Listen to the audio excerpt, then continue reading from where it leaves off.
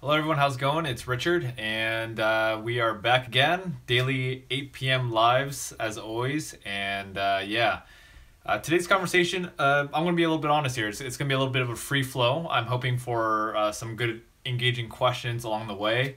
I came up with a little bit of a topic, but it's probably going to be a little bit flexible. Like, we're going to just see how it goes. So, of course, the topic, as it mentions, is we're talking about a little bit about self-respect. We're talking about just be careful with how you spend your time and who you spend your time with, because oftentimes, who we surround ourselves with ends up becoming who we become in a way. So I'm sure many of you have heard this. I've already repeated this on several live streams before, but we are the average, or you are the average of the 5 people you spend the most time with. So that includes friends, that includes family, that includes everyone you surround yourself with. So just be careful with how you utilize your energy, and just be mindful of that, because at the end of the day, it's like really whoever we surround ourselves with ends up rubbing off on us. This conversation comes up for me in several different ways. It's very fascinating because I even look at there are positive people in my life right now that still kind of rub off on me the wrong way still. And what I realize is, I don't know, for me, I'm the type of person who, I guess you can say I'm an introvert. I'm a type of person who likes spending a lot of time by myself. And I guess in a way, my type of people, like the people I like to surround myself with, are people who are accepting. Like they're not judgmental, and they're very supportive. Like, that's the type of people I want to surround myself with, because I want that positive energy. I'm going to be very straightforward, and let's see, big pig. Like, I don't know how to say this. My brother Kevin, he's a great role model of mine. Like, he's someone that I respect a lot, and you might be watching this, big pig, but that's okay. The main thing is, like, my brother overall is a very positive influence. However, he knows this already. Sometimes he can be a little bit, I don't know how to say this, a little bit, I don't know, how do I say this? It's like, he gives a lot of his opinions very easily. And that's funny, I was having a conversation with him yesterday, and I was kind of telling him about some goals, and in a way, he started just like, goodness, this is I'm still processing this information. In a way, my brother, like, he's challenging me. That's essentially what he was doing. So on 2 days ago, I talked about this gig that I had, this gig opportunity that paid like $150 for literally 30 minutes of work. That sounds like a great deal to me.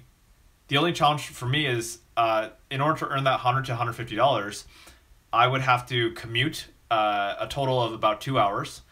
On top of that, I would have to prepare for the presentation. So it's not that I'm not grateful for the opportunity. Just in my mind, I made a decision for myself that, just I don't want to waste my energy focusing on this specific gig, because number one, I just want to stay really focused on my own lane, which is speaking at middle school, high schools. So honestly, I would rather hang out with you, and do these live streams instead of getting paid, in a way. Does that make sense? Like, it's just, I knew me traveling for 30 minutes and performing something just for money would be very draining for me. Like, I don't want to do things for money. So, and my brother's like, dude, what are you doing, Richard? Like, if I were in your situation, I would take every single opportunity that there is. It's all about hustling. It's that kind of stuff. And so, I don't know how to say this. It's like, when my brother talks, sometimes his opinion can be overbearing. It could be like, it's almost, I get this vibe that, but this is like my whole life. This is my brother and my relationship. Again, my brother cares about me a lot. Goodness, I gotta give more context at the end of this. My brother cares about me a lot, but sometimes I feel like his opinions are overbearing, and to the point where it makes me feel like my opinions don't matter. So this is funny that I talk about self-respect and being careful with who we spend time with. I'm not I'm not saying I don't want to spend time with my brother, but it's actually the exact opposite. I do want to spend time with my brother. This is a little bit of a side conversation, but it's relevant. I think sometimes we get to trust ourselves. We get to have that self-respect and understand when do we get to stand up for our own opinions, and not stand up for our own opinions in a very defensive way, like you're wrong, I'm right, this is why, but rather just notice when you have an opinion, and notice when you allow other people to dictate your opinions. So that's kind of what I noticed, because in that conversation, literally, like, my brother just kept going on, you gotta hustle, you gotta take every single opportunity, blah blah blah, and I think he has a point. That works for him, but maybe that's not what I want to do. And look, there's a part of me that's like, I should probably be a little bit open to this. This is my brother, he's very successful at what he does. But at the same time, when I, dig into my heart, just being a slave for money does not entice me, I mean, if you gave me enough money and I enjoyed it in the process, sure, let's do it. Or the flip side of it is, let's say you pay me $1 million and for a day's worth of work. Heck yeah. Like, of course I'll take it. Why? Well, it depends on what it is. If I got to kill someone, then probably not. But if it's reasonable work and I know earning $1 million is going to help me work towards my vision, sure, I'll do it. But in this case, I made a decision and I'm like, you know what? $100 to $150, although it's good money, is not worth my time and my energy and my attention. I'd rather focus on something else. That's how I roll. It's I got financial goals that I'm working on, but for now it's like I don't want to split my energy and my focus away from kind of my passion. Like, I want to stay on my passion. I want to keep building this up. I want to stay focused on whatever it is, helping people build up their self-esteem, break through their insecurities, and live a happier life. And emceeing a wedding for 30 minutes doesn't really go towards that goal exactly. So I don't know. This is one of those situations that's not completely developed, but that's kind of my thought. And I'd love to hear your opinion. Do you agree with my brother? Do you think I should have taken that gig? I mean, my financial situation is I'm kind of in this little zone of like, this is like super open. I'm in this zone of like, I get to make money. I'm in that transition. Like, I know I'm going to make money, but I'm still in this transition period of like, in this moment, it's like just making enough, So that's where I am, very open. But yeah, I don't know. Like, for myself, I don't know. Here's what I'll have to say. I think I've already made my own opinion. I've already made my own decision of I'm going to stick with it. Like, I'm not taking this gig, and that's it. Like, that's it. But I still like to hear your thoughts on it. Do you agree with me? Do you agree with my brother? And I don't think it really matters whichever way you decide who you agree with. Everyone has their own opinion. So that's what I have. Really, this conversation just turned from self-respect, being careful with who you spend your time with, to self-respect, stand up for your own beliefs and opinions, and trust yourself that you're making the right decision. So I mean, that's how we flow. I'm gonna keep going with this because I like this topic. There's a lot of conversation around this. JCCU, thank you. Hello, and shout out to my brother Chris, and my sister Wyan Chen. Right on. All right, so let's see here.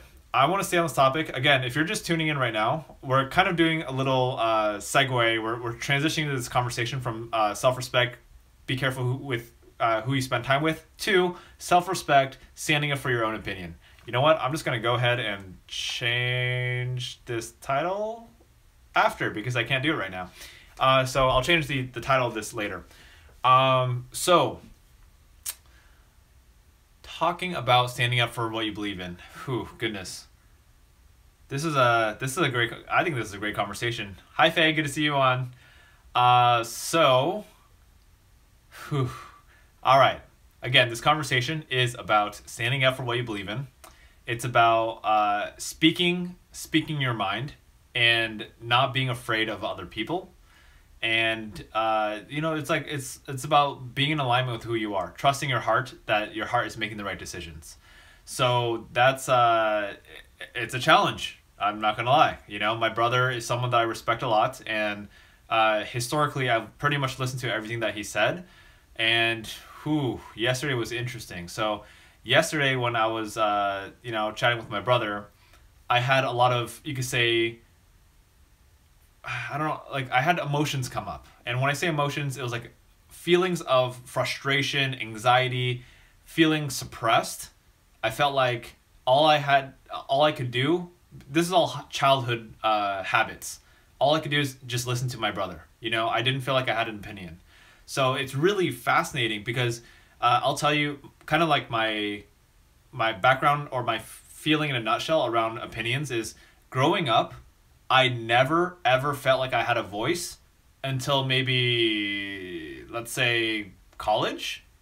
Maybe not even college. Maybe it was post college. So growing up, I felt very, very kind of like very suppressed. I felt like I didn't have a voice. You know, that's really fascinating to think about today.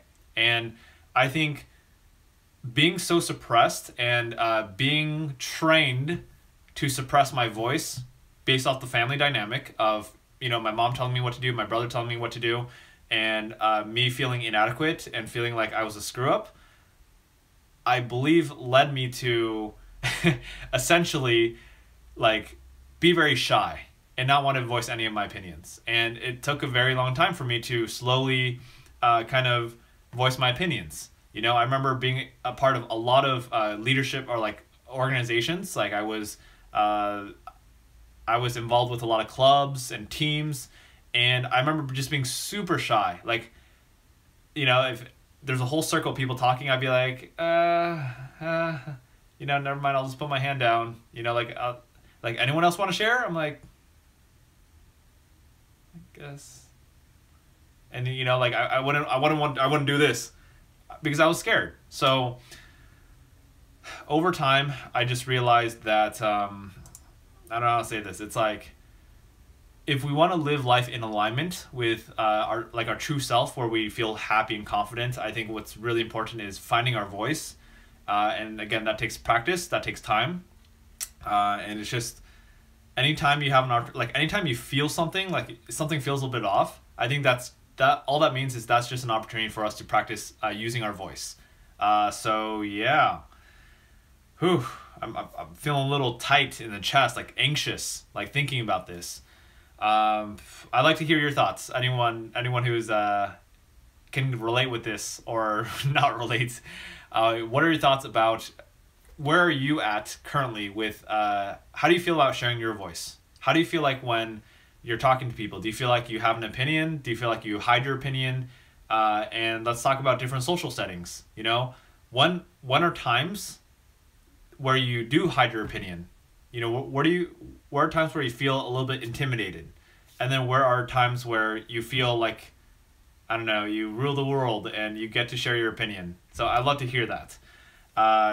As you're kind of typing, if anyone is choosing to, write down in the comments when they have those moments, I'd love to hear. I'll share a brief story. And I see Jose Reyes. I'll read your comment in just a second.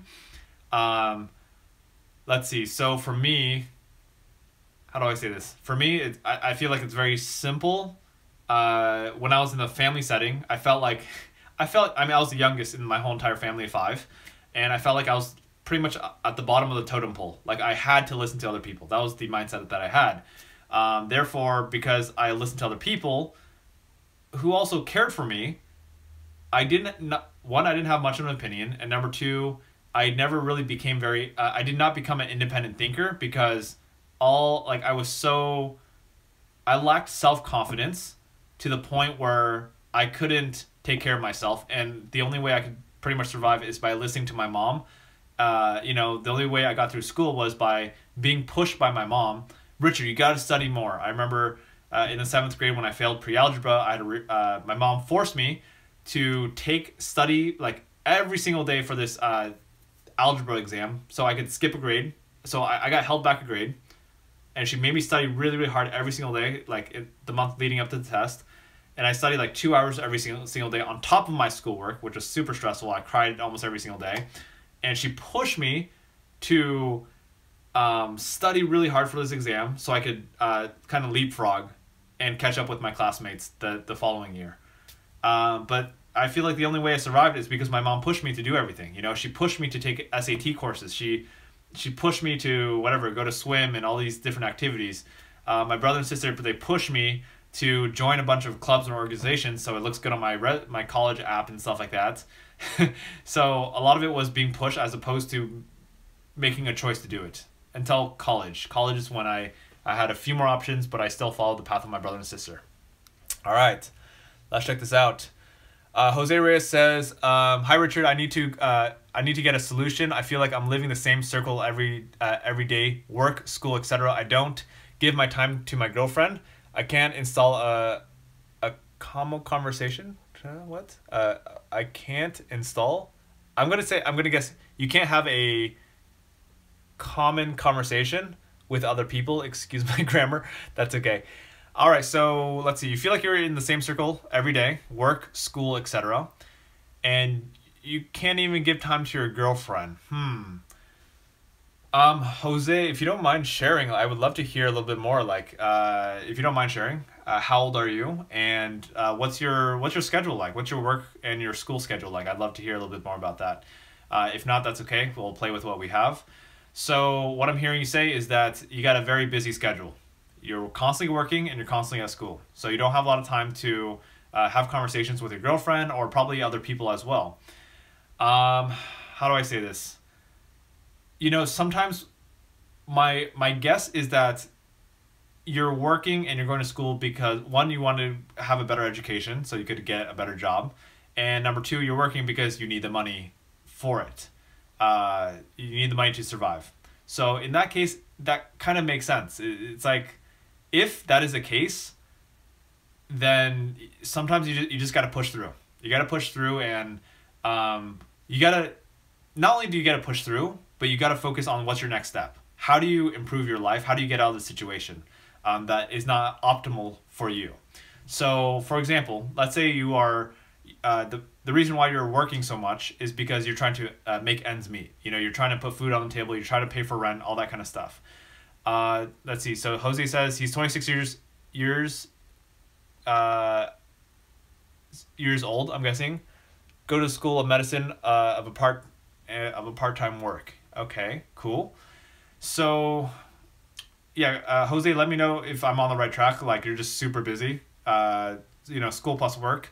School of medicine, that tells me that you're studying something in medical field. So awesome, cool.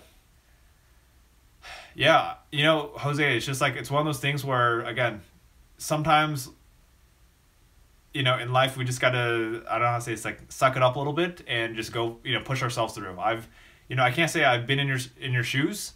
I've seen a lot of my friends, a lot of med students who, you know, both go to school and they work, and it's crazy. I understand that part. Continue doing what you're doing. You're in the Dominican Republic. Awesome. Thank you for sharing that.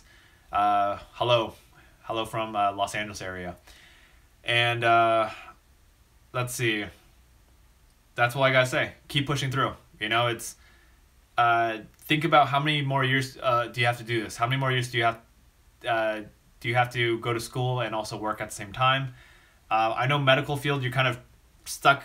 I don't want to say stuck, but like you have a certain path. You know, maybe you're working for experience as well. You know, because it's part of the whole job or the whole schooling. Yeah, it's sometimes, especially when you're going into these kind of industries, these fields, you know, medical field, it's like you gotta put in the work. And in that case, just buckle down, do the work, you know, do your best to communicate with your girlfriend. Maybe it's messaging her in between break time, you know, maybe it's, you know, whenever you have the opportunity, just connect on every single opportunity that you have. So let's see. Yeah. Like that's kind of how I roll, you know. It's like, let's see. All right. So I'll be a little bit open. I mentioned this before, but I don't talk about it a lot. I'm currently dating someone, and literally sometimes, I don't know how to say this. Not that we get super busy, but there's moments where, like, literally, let's say I'm in a meeting or, you know, doing something, I will message her when I'm walking towards the bathroom. You know, I'll send a quick video or something. Say, hey, how's it going? Stuff like that. So, like, if you don't have time to do things, find a creative way to do them. Maybe you're not allowed to use your phone in the hospital or wherever you work, but just be creative with it. So do the best that you can. And another thing that might support is, one thing I do is I schedule time. For me, it's every single day. So schedule time with your girlfriend. I don't have a girlfriend, it's someone I'm dating, but schedule time with your girlfriend, however many times a week, to just sit down and talk, at night or whatever it is. Just do the best that you can. What else we got here? Jose, I hope that was helpful, a little bit helpful at least. Let me know if you have more questions. Let's talk about it. I want to make sure I can support you as much as I can. Len Solasaint. I'm just going to go with that. Len Solasaint. For me, when it comes to fear, I choose to do it afraid. Now, this isn't saying that happens every time, but what's on the other side is worth it. Discernment is key as well. Awesome. First of all, Jose, I'm glad that worked out for you. Let's see. I'm just gonna be. Okay. Hold on. Sorry. Oh goodness. I'm gonna read this one more time. Len says, for me, when it comes down to fear, I choose to do it afraid. Now, this isn't saying that happens every single time, but what's on the other side is worth it. Discernment is key as well. So just the ability to judge. I'm trying to figure out the full meaning of this. What I'm getting from what you're saying is that when there's something you're afraid to do, you choose to do it anyway, even if you're afraid, because what's on the other side it's better than just staying on this side of just continuing to live in fear. I 100% agree with that. If that's what you mean. I think that's what you mean. So we kind of have this conversation, we touched upon this yesterday, and yesterday we were talking about how sometimes we don't feel like doing things, but we get to do them anyway. And yesterday's conversation was about, or maybe that was 2 days ago. We talked about how if, let's say we have this certain obstacle in our life, right? Let's say we're trying to overcome, what's a good example? Let's say we have I'm going to go with video game addiction because, some people are struggling with that. So let's say you're addicted to video games and you should quit, but you're afraid to quit. You don't know how to quit. And you're afraid that when you quit, you're going to go back to playing video games. By the way, if you don't play video games, that's cool. Think about another vice that you have, we'll call it addiction. Maybe it's watching Netflix, watching TV. Maybe it's social media. Maybe it's overeating or eating unhealthy foods. Maybe it's smoking, drinking alcohol. Maybe it's watching porn. It could be anything. So the point is, sometimes we're afraid to let go of what we're comfortable with. And Len is saying, essentially, it's better to just push through and just deal with the fears and just go for it than sitting on this side. I totally agree with that. It's... hi, Christine. Oh goodness, focus. So I think when we get stuck, hold on, recalibrating my brain right now. Okay. So I think when there are moments that we get to push through, even though we don't feel like doing it, we get to do it. Push past the fear and just do it. Because at the end of the day, like I said 2 days ago or yesterday, that this fear, this problem in our life will always be there until we address it. So instead of living a whole entire rest of your life worrying about this fear, we might as well just handle it, deal with it in this moment right now. That way we can improve and not have to worry about it for the rest of our lives. We will feel so much better about our lives once we just choose to just do it. And that's pretty much it. When we choose, you know what?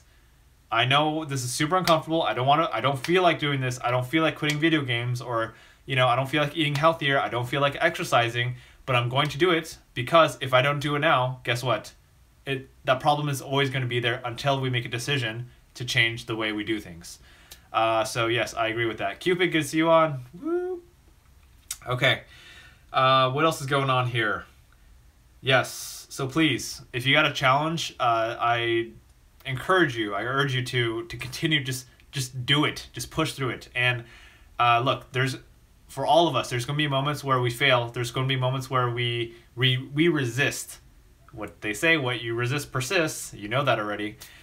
But just know that if you don't push through now, you're going to have to push through later, or live with that for the rest of your life. And honestly, living with it for the rest of your life is going to be very challenging. It's going to be very upsetting, and it's very highly dissatisfying to live with a certain problem that you have for the rest of your life. Again, i.e. problem equals being addicted to video games, not knowing how to quit, overeating, or it could be, binge watching TV shows, binge watching or binge consuming social media stuff nonstop without controlling yourself. It could be, did I say not exercising already? Not exercising when you know you should. So the sooner you just hop on it, the sooner your life will get better. And it's a process. So while we're on this topic real quick, first of all, Pierre, good to see you on. And Christina Lee, good to see you on. Thanks for hopping on. I see Richard Nalbert, don't know if you're still here. Joseph. So, oh goodness, I just lost my track. Oh, I'll dive into a quick little example right now. So today, this is like one of those small little moments. Hi, Christina. So this is one of those small little moments, but so every single day I have a commitment to exercise for at least 30 minutes. And today I was like, you know what? Not only do I not feel like working out in the morning, but I also knew strategically it didn't feel like the morning was the right time to exercise. So I started thinking in my head, when is the right time to exercise? And honestly, I didn't really plan it out today. And then whatever, I got busy with my schedule, and then it got really close to this live stream time. And I started thinking to myself, oh shoot, when am I going to exercise? Am I going to exercise before the stream or after the stream? And my mind was like, maybe I should push off till after doing this live stream. And when I did that, I thought to myself, I'm like, that's not going to set me up to win. Like, if I'm going to exercise, I got to do it right now. And then I'm like, wait, hold on. I remember in my head, I was like, I should eat before. I'm hungry right now. But then I'm like, that doesn't make sense either. Let's exercise first, because when you exercise, your metabolism increases, which means you're going to burn a lot more calories for the food. So I'm like, okay, shoot, I don't feel like it, but I'm going to exercise right now. So maybe an hour and a half ago, I'm like, Richard, just sit down and do it. Just do it. So a couple things happened. Number one, I did my workout. So my workout was 10 sets of 10 push-ups, 10 sit-ups, and then 10 squats. I've done this before plenty of times. And as I started doing it, when I first started doing this, weeks ago, we'll call it weeks ago, it was a struggle. Like, I remember the 100 push-ups, the 10 sets of 10 push-ups, I struggled with, to the point where I had to do knee push-ups. And then as I continued to get better and better and better, I realized I don't need to do that anymore.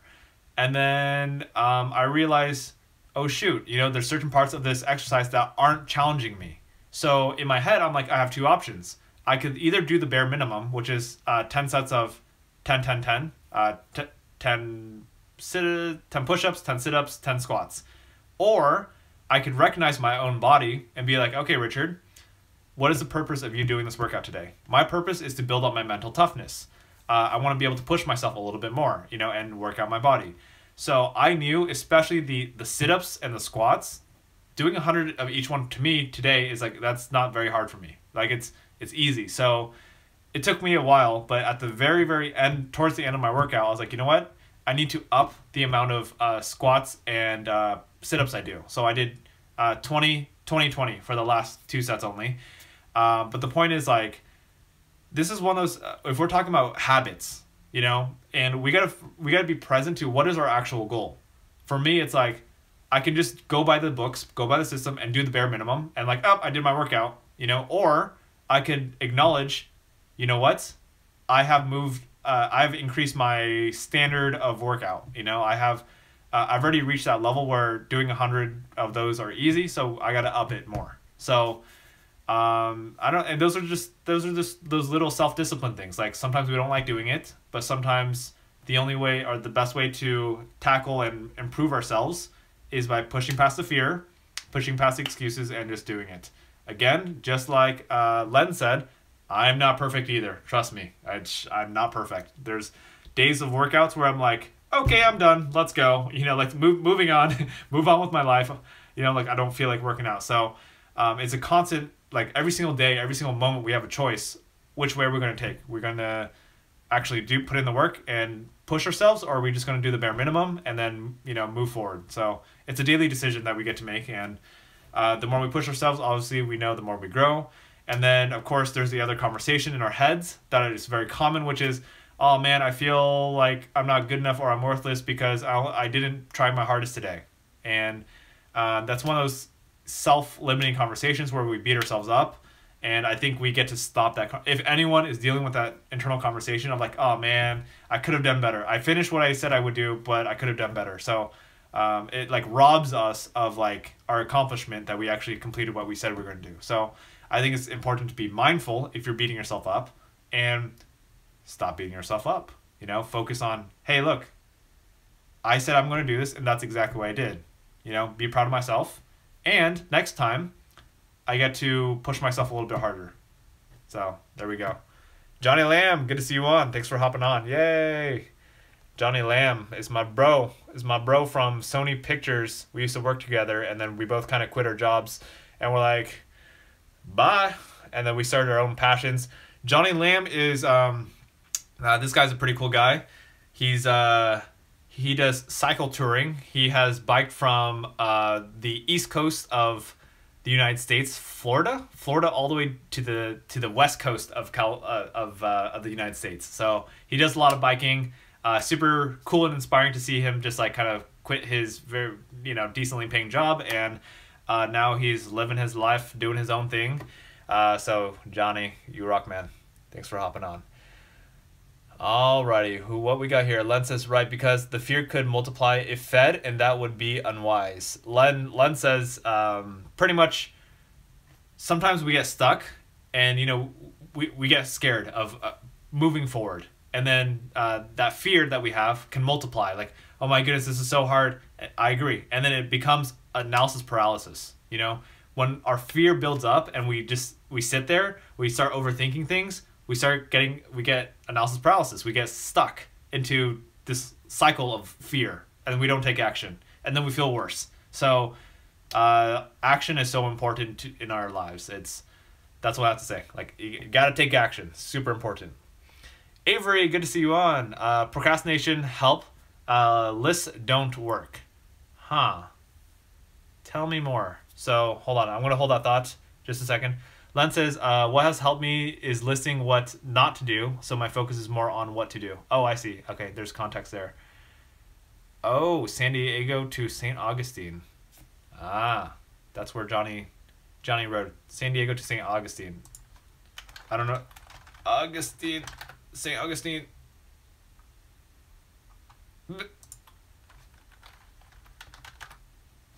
I'm researching. Oh, there we go. Right. There we go.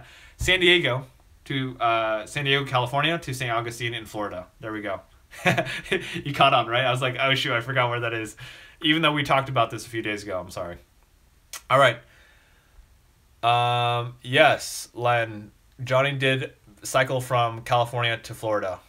And that is one of many trips he's been on, including biking across the whole entire, across Europe. Not the whole entire Europe, but across much of Europe. If you want to see what Johnny's doing, his channel, YouTube channel / his blog is called Milestone Rides.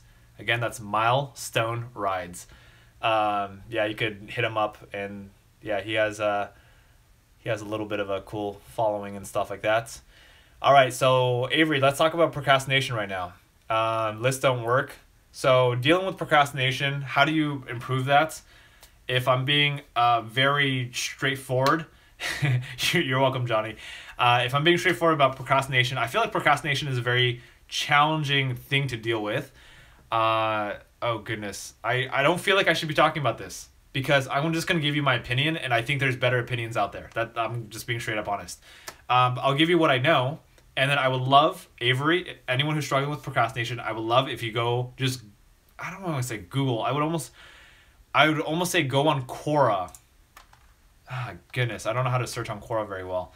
So Quora is like the social media website that people just ask and answer questions. I just got onto it. I love the platform. It's literally doing these live streams, except questions are already ready. So sometimes I sit on there and I just spend like 30 minutes answering, I don't know, like 12 different questions in 30 minutes, just like what I do here.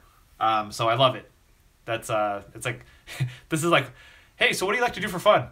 Answer questions on Quora and make live stream videos where I answer more questions. I don't know. I just enjoy doing it. It keeps my brain going and thinking. All right. So let's talk about procrastination. In terms of procrastination, let's see how. I believe pushing past your procrastination is a little bit of a. There's several different parts of this. Number one is it's a choice. It's a choice to be like, you know what? I know this is uncomfortable. I know I don't feel like doing it, but I get to do it. And just pushing yourself to do it. That's number one. That's a really annoying answer because that's the hardest part of procrastination is just doing it. The second part is, well, I don't feel motivated. How do I beat procrastination when I don't feel motivated? Again, number one, it's a choice. But number two is the nicer answer, which is, well, you got to figure out what is your motivation. You know, it's finding out like, why is it, whatever the heck you're doing, whatever the heck you're procrastinating on, important to you? I'm not, how do I say this? I'm not the best example of this. I'm not the role model here. I really am not. There's areas in my life where I push myself to get things done, and there's even more areas in my life where I don't push myself to get things done. Let's see, kind of a good example is my speaking. My speaking style is, I have a very impromptu speaking style. I will somewhat prepare ahead of time. I wish there's a part of me that prepared even more ahead of time, but I'm very in the flow and I don't like doing that. So I'm still trying to figure out that exactly. Overall, I feel like whatever I'm doing is working for me, but I could do even better if I broke this mindset of procrastination. So that's one thing. What's another one? Things like, let's talk about exercising every single day. So sometimes I don't feel like exercising, and guess what? I push it to the very end, and it kind of screws up my whole entire schedule. And it's like, it makes me less productive when I procrastinate, because in my mind I'm focusing, when am I going to work out? What am I going to work out? What am I going to work out? And then the whole time my mind is wasting energy thinking about when I'm going to work out, instead of just scheduling it in and then forgetting about it and then doing it whenever I scheduled to do it. So that's what I have there. Okay. Araceli Cupid says, we don't have to do things based on our emotions. I 100% agree. I believe, based off my personal experiences, I love doing things based off emotions because that's easier to do. Like, let's say, hey, I feel like doing this now. I feel like exercising now. Sure, that's easier to do it. But what if you don't feel like exercising? I don't believe we should be making decisions off of our emotions. I think we can make decisions off of our heart, which is not straight up emotions. It's your heart. I feel like your heart is it like your fast brain? Your fast brain that knows exactly what the answer is. Your fast brain that's like, I don't feel like working out, but I know deep down in my heart that the responsible thing to do is to work out. The right thing to do is to work out, right now, even though I don't feel like it. So I agree. I think emotional decisions are pretty awful in a way. I mean, unless it's inconsequential. Like, it doesn't really matter. I think we get to do what's best for our vision and stick to it. I don't know. It's a balance. I'm not saying don't have emotions. Definitely have emotions. I think emotions are very important. They really are. I'm a very emotional person. I make emotional decisions, and I think it's a balance. You got to tie in your emotions. You got to tie in that productivity, vision focused side of you as well. If you set your alarm clock at a certain time, let's say 6 a.m. in the morning, and you should not. You feel like hitting the snooze button, but you shouldn't be. Guess what? The emotional decision is hit the snooze button because I don't feel like waking up. The right decision is don't hit the snooze button and GTF, GTFU. Get up. Get up and move on with your day. Yes. Oh, my goodness. All right. Thank you, Cupid. I like your thoughts. Good stuff. All right. What we got here? That says, I've only taken a road trip from the east to the west coast. Oh, really? Thanks for the information. I've never even gone that far. East to west, United States. Never traveled that far. Tokyo Dragon says, Richard, could you talk about objectivity and being objective? Let's see. Subjective. Are we talking about being subjective versus objective? That's what I'm guessing what you mean.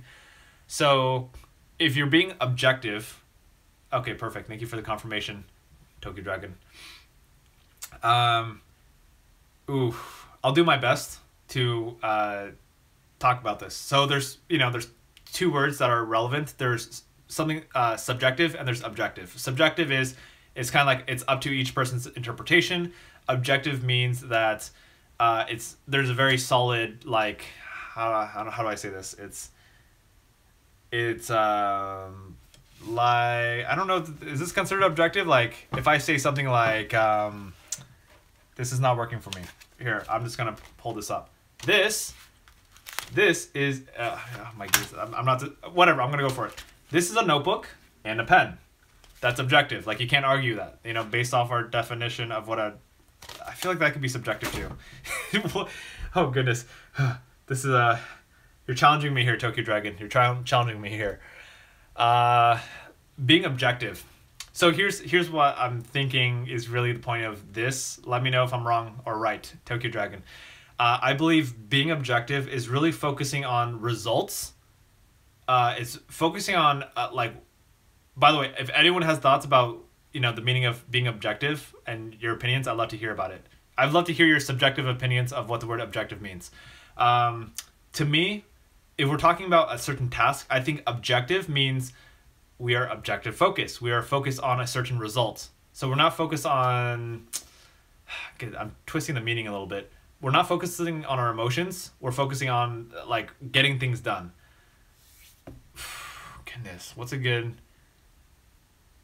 I'm trying to, Tokyo Dragon, I'm sorry, can you give me an example? I need a little bit of I work very well with context, like a story or something. It helps because I'm a very visual person, so conceptually I feel like I struggle a little bit, but once you give me an example, I could play it in my head and break things down very quickly. So that's what I like doing. Let's see. Alrighty. Cool. So as we're caught up with questions right now, which is perfectly cool. I want to go back to, if Tokyo Dragon, if you want to elaborate, if you have other questions around objectivity, I would love to hear, because I think that's such a cool conversation to have. But I'd love some, an example or context that helps a lot. All right, so because this stream is titled Self-Respect, I want to talk a little bit about self-respect. Valuing your own time, making sure that we're not wasting time with people who are sucking away our energy. And, this is not how do I say this? It's no offense to anyone. However, it's I just feel like sometimes we get to value our time more. And I feel like sometimes it's okay to say no to whatever you want to say, hanging out with people, and just you got to feel it out.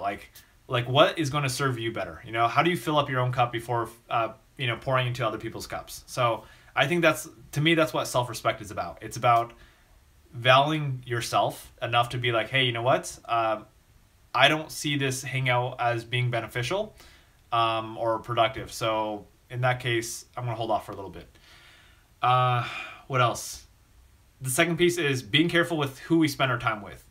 I think sometimes, I don't know how to say this, I don't believe there are bad people in this world. I think, my opinion, my perspective is I believe everyone is good. Even people who murder people or rape people or rob and steal, these, in my opinion, this is my perspective. You could argue with me all you want. I believe people are inherently good. I think that they've just been through unfortunate how do you say this, circumstances that have created them to who they are today. You know, they've been hurt a lot growing up. That's my opinion. You could argue with me, but that's just what I believe in, because I choose to see the positive in the world. So anyway, I feel like everyone is good. You know, people are good people. It's just I would rather hang out with good people who are going to forward me towards kind of, I guess, my mission. And I don't mean to be disrespectful or bougie or whatever it is, elitist. But really, it's like, for me, you know, it's like we all kind of live our own life, and I feel like we get to really just create our life. We get to, we get to create our own happiness, you know? So for me, it's like, I'm very intentional with who I hang out with, and I don't know, like I have a hard time, if I'm being very, very honest, I have a hard time choosing people to hang out with, because it's like, I'm just very, I don't know how to say this. It's like, I have my brain works in a very specific way, and it likes very, very deep conversations that are forwarding. Like that's where all my thoughts go. Yes. All right. Faye says, without bias, not influenced by emotion. So, Faye, I believe you're referencing the word objective. So Faye says, I'm guessing her definition of being objective is without bias and not influenced by emotion. Brady McIntosh, good to see you on. Good to see you on, Brady. Brady was my old roommate back in like 2012. Yeah, we moved in like New Year's Day. That was super awesome. One of my first jobs out of college. That was super cool. All right. Alrighty. Here we go. We got some cool comments here. Tokyo Dragon says, just say like your judgments get clouded by your own interpretations, emotions. So maybe by being objective, we are able to see our situation much more clearly, if that makes sense. Thank you. So letting go of emotions and focusing on the more the facts than the emotions. That's a good answer. Jose Reyes says, objective is something you can see or count. Subjective, it will be based off individual opinions, like feeling of pain. Nice. I'm glad thank you for these comments. I like them. Tanya Halder says, I have taken out some negative and toxic people in my life, but now I feel so alone. Tanya, thank you for that comment. I love that comment. Like, first of all, I'm so glad that you made the decision to take out the negative and the toxic people from your life. And even if you feel alone, I feel like that's okay. I feel like you are doing yourself a huge service by letting go of those toxic and negative people.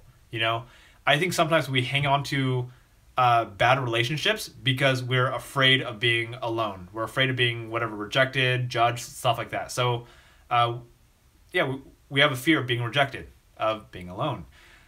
Tanya, I'm very proud of you for stepping into your power and choosing to let go of those negative relationships, because honestly, they're not going to serve you. And the more you can be in alignment with who you are, you know, your true self, the more you can kind of find who you are and just be free, the more you can stay in that positive space, you're going to attract the right people into your life. And again, I'm going to repeat this. I've said this many times, but we are the average of the 5 people we spend the most time with, you know, and honestly, I would rather be alone than spend time with negative people who are fulfilling this need of acceptance and, my loneliness. So Tanya, if you're feeling alone, there's a few things you get to do. Number 1 is learn to love yourself. Learn to understand that you are not alone because you are with yourself. So learn to love being with yourself. That's a hard thing to do. I get it. Like I've struggled with this. I'm 28. I've struggled with this for a long time, but slowly by slowly, like it didn't make sense to me. But the more I started doing things that were in alignment to myself, the more I started to love myself. Like the fact that I exercise every single day, the fact that I'm losing weight. I have lost close to 10 pounds in the past 2 weeks because I've been very focused, and I haven't been like super overly, persistent, like pushing myself, but I've been very consistent every single day to, intermittent fasting, eat vegetarian, clean, and exercise daily. Like just really simple stuff. And I'm proud of myself, which adds to my self-love. Like, when I look at myself in the mirror, I feel more confident. I feel more proud of myself. I'm like, hey, dude, Richard, great job. Like I don't know if you notice, but I do notice a little bit, like my face is a little bit skinnier, and my body looks better. So my point is like, learn to love yourself more, learn to take action towards whatever is aligned with who you are. And when you take those actions, you're going to start to love yourself more. And I remember things like one day, I'm not rich. I'm trying to save money. But one day I'm like, you know what? I feel like going to Suplantation. And Suplantation's like a restaurant. It's like a salad buffet pretty much. And I'm like, you know what? I'm just going to take myself there. So I don't know, like it's a sit down restaurant. So I go there and I sit there by myself and I just enjoy, an hour of just eating by myself. So I don't know how to say it. It's like before I would think like, what's the point of this? But now it's like the more I take care of myself, the more I love myself, the more I'm more at peace with myself and I'm okay with being alone. So yeah. Thank you so much. That gives me so much hope. Tanya, you're welcome. Seriously. Let's keep the conversation going. This is just one stream, and I think sometimes people are afraid. They're like, I don't want to ask too many questions, or I feel like I'm taking too much of his time, stuff like that. And don't be afraid. Literally, I do these live streams every single day for a whole entire hour so people can ask questions. Like, this is what I love to do. Like I said again, I'm on Quora. Quora is a social media website where all I'm doing is answering questions, and I love it. Like, this is kind of my passion. This is what I do for fun. So please, it brings me joy and purpose to have the opportunity to contribute and make a tiny little difference in your life. And it's a funny thing. It's like I don't know the impact that I make in people's lives because for the most part I give some information. It's up to you if you want to take it and run with it and do something about it, or some people don't do anything about it, which is perfectly okay. Everyone's on their own little path, which is cool. But I love hearing people kind of respond back after 2 years, like Yazan, who said like, yo, Richard, I just lost how many pounds? 30, 60 pounds? 50? I think he lost like 50 pounds. I don't know if anyone remembers that. I'm like, what? Like, I haven't talked to Yazan in like 2-3 years. And all of a sudden, he comes back. He's one of my first YouTube subscribers. It's funny thinking about that. But yeah, 3 years later, he comes back and tells, hey, I've lost 40 to 60 pounds. I'm like, that's crazy. Like, that's super cool to hear. And, I don't think we could take all the credit for it. I just plant the little seed, Here's a little seed. And it's up to you to make that decision of taking action. Yeah, so. All right. Bovek says, had to get rid of 2 toxic friends of 3 years. One of the hardest things I've done, still think about them occasionally. Oh, Bovek, dude, thank you for sharing that. Seriously, it's inspiring for me to hear people taking action and working towards their vision. Like, if anyone has toxic friends, focus, and just I don't know how to say it. It's like it's time to let go. It's there. I just want to give a quick reminder. There is no offense. There's no offense to people who are toxic, and they're just not ready to move forward. They're still in that complaining mode. They're still in that negative mode. And, I love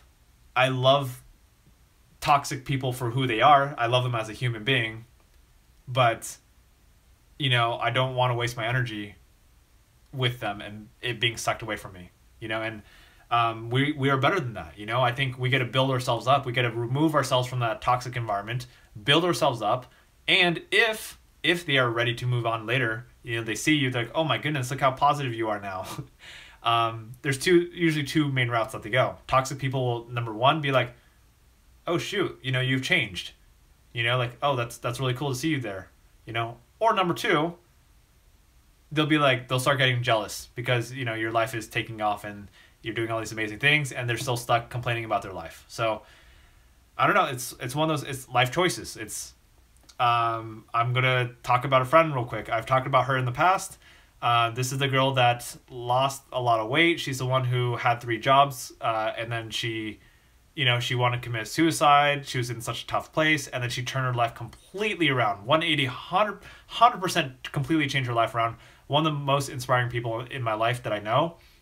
And I'm just thinking back then, let's say, I don't remember exactly how long. Let's say about 3 years ago when I started talking to her, she was in such a negative space. And guess what? The difference between her still being negative and possibly even dead, there's a possibility, I really don't know, there's a possibility she could have committed suicide because she was in such a negative space. Difference between that negative lifestyle where she complained and bitched and complained life sucks, I hate it, I hate everyone, I hate my parents, everything's going against me, to now, I haven't talked to her in a few weeks, but to this point where she's at her dream job, one job, having better relationships with her daughter, with her family, and from what I see, she's more generally happy. Of course, I'm sure she might still be going through some challenges, haven't talked to her in a while, so I got to catch up with that. But the difference between living this negative life where you want to commit suicide versus living this life of, more positivity, joy, opportunity, living your dream, your passion, feeling confident with yourself, feeling happy about yourself is what? Choice. It's making that decision. Obviously, it was a super tough choice for her, but she made that decision. And I share that story because, again, it's inspiring. And to me, it reminds me, in a way, it's like, yo, Richard, don't complain. If you're feeling crappy, just remember about her. Kimmy, that's her name. Just remember about her. She was in a far worse situation than you. She was working, I don't know how many hours, at least with commute time. She was definitely commute and 3 jobs. She was at least 80 hours a week, at least. Taking care of a kid, taking care of her dad who's sick, and having not so good relationships with her family. So she went from all that crap to living a much better life. And so what can I can't complain, my life is more fortunate than that in a way, I don't know, I hope I'm not sounding like a dick here. It doesn't matter. Anyway, yeah, so hopefully that's some inspiration to you. It's huge inspiration for me. Okay. All right. Let's get into this. All right. Len says the toxicity would have bleed into your soul and poison your being. So you made the right decisions. Trust me, focus on self-care and life progression. Everything else will fall into place. Peace. Len, straight up, I agree. I want to repeat that, what I love about this little quote here. So toxicity is going to bleed into your soul and poison your being. I 100% agree. If you let toxic people into your life, even just a little bit of that poison is going to seep into your life. I love this example that someone gave me one time. So imagine you got this huge, we're going to be a huge chocolate chip cookie, right? This really big chocolate chip cookie. It's huge. It's delicious. You're like, oh my goodness, that looks so amazing. I want to eat it right now, right? So you got this huge chocolate chip cookie. And then they're like, do you want it? You're like, oh, yeah, of course I want it. That looks delicious. Give me some of that cookie. But the problem is, there's one catch, okay? The one catch is there's just a tiny piece of poop in there. When they mix the batter, they put a little piece of poop in there, and they mix it all together. So you got a little piece of poop in your huge cookie. Are you going to notice it? Probably not. But guess what? In your mind, when you're eating that cookie, you're like, I'm eating poo. I believe that's a lot like toxicity, like those toxic friends. When you let toxic people into your life, they're going to pollute your whole entire cookie. They're going to mess around with your positive space. So once you get rid of those toxic people and those toxic environments in your life, you're going to have this cookie that does not have poop in it, and you're going to enjoy it a lot more. So there you go. Yes. Let's see.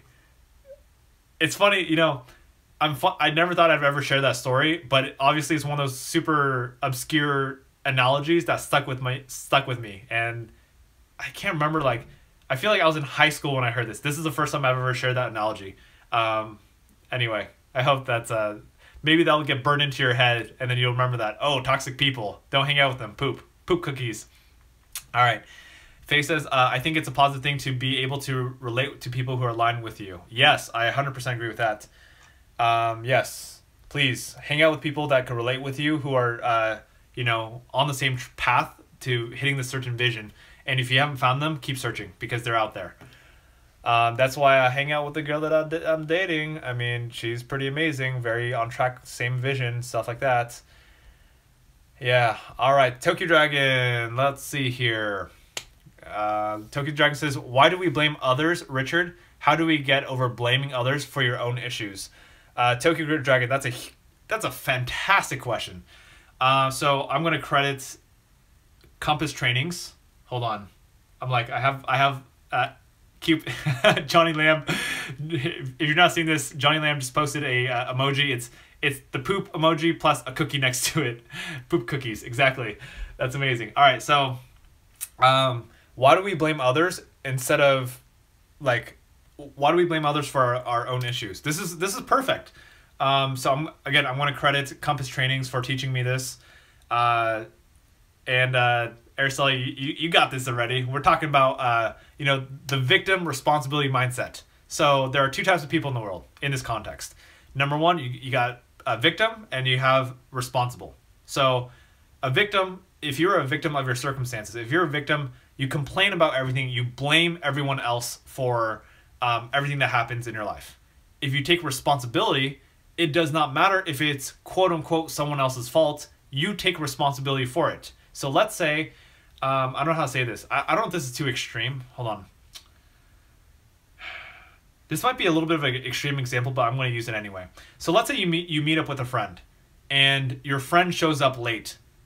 So if you're a victim and your friend shows up late, your phrase might be something like this. Dude, why'd you show up late? I told you to come here at 1:30. Why did you show up late? We're late for our meeting or whatever it is. So that's being a victim. I think someone who is responsible will respond something like this. Your friend comes late, and of course you could say it's their fault, whatever. But I think a responsible person would be like, hey, I know you're late. And in their mind, this is how I think sometimes. At least I try. I try to frame it as, oh goodness, they're late. What can I have done better to ensure that they come on time? Of course, some things are out of our control, but in my mind, I think about, okay, I should have done a better job communicating to them that it was very important that they come at 1:30. I should have asked whatever it is. If it was really important, hey, just making sure you're gonna be here at 1:30. Do you agree? If they say yes, it's okay, then you pass that responsibility off to them. But if you weren't clear in your communication, then, as a responsible individual, you can take responsibility for that. Okay, but Tokyo Dragon, I want to get straight to your question. Sorry for beating around the bush a little bit. So why do we blame other people for our own issues? We blame other people because that's the easy thing to do. We don't like taking responsibility. It's, yes, it's that simple. Again, context, I love context. So if you give me an example, a personal example, I love it and I could process through it a lot easier. It's hard when I don't have a visual. Let's see. Blaming other people for our own issues. Okay, so here, I'll think of a personal example real quick. So let's say, what's a good example here? Blame other people. Okay, here's a small example. So let's say growing up, I had very low self-esteem. It's very easy for me to blame, let's say blame my mom, blame my brother and my sister that I have low self-esteem because they didn't believe in me. I could blame them for saying, hey, I have low self-esteem because my brother and my sister kept picking on me when I was young. So I could blame them. I blame my mom because she never believed me. She never believed that I could do it. I could tell. I just knew my mom didn't believe in me, and she thought I was stupid. Even though she didn't say it straight up, I can tell she thought I was stupid. So that's being a victim. That's blaming other people that I lacked self-esteem. I think I'm just kind of playing off the top of my head. I think taking responsibility for the situation is, instead of blaming my brother, my sister, and my mom for putting me down, I think the reframe is, you know what? Sure, my brother and sister did make fun of me, and maybe my mom didn't believe in me. But what I could have done is, despite what other people thought about me, I could have made my own decision to believe in myself. Even if other people didn't believe in me, I know I had the power to believe in myself. I just chose not to because it was easier to lack self-esteem instead of pushing through my own challenges and of becoming a better human being. So, it's all reframing. That's what I have. Alrighty. Let's see. All right. Araceli says, I just had a similar situation. I think of junk food as poison at times. I just ate a cupcake. I immediately regretted it. Nice. That's I can relate with that. You know, it's yeah. So like I'm eating healthier, so like any kind of junk food that enters my body, I'm a little cautious of. Yeah, I sound like a little bit of a hipster, but that's okay. I don't mind. I enjoy eating healthy.